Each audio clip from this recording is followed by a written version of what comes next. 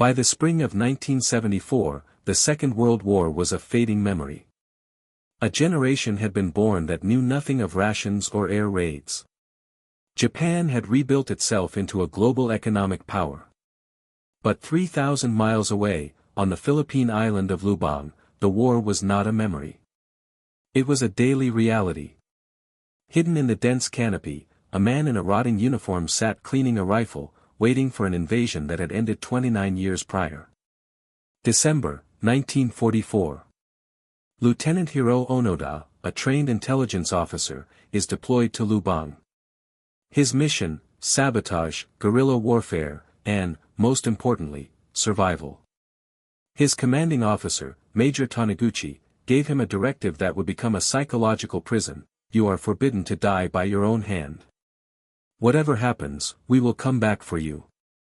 Until then, you are to harass the enemy, even if you are down to one soldier.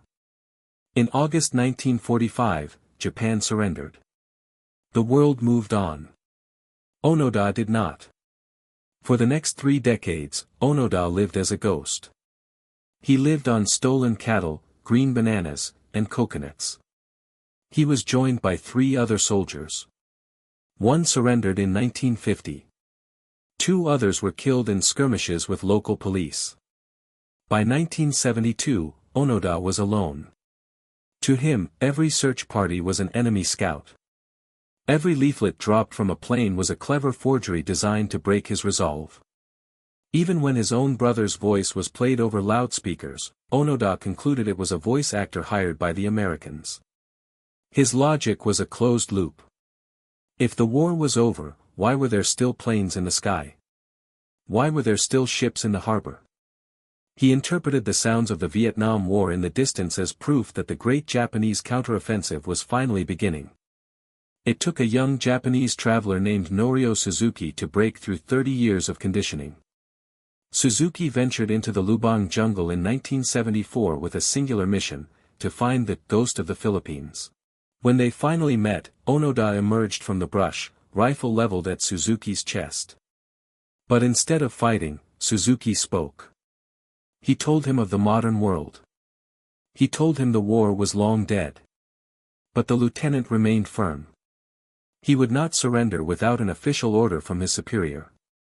He was still a soldier, and he was still on duty. On March 9, 1974, Japan flew Onoda's former commander, Major Taniguchi, now a retired bookseller, to Lubang.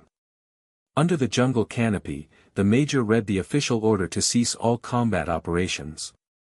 Onoda saluted. He laid down his Arisaka rifle, 500 rounds of ammunition, and his samurai sword.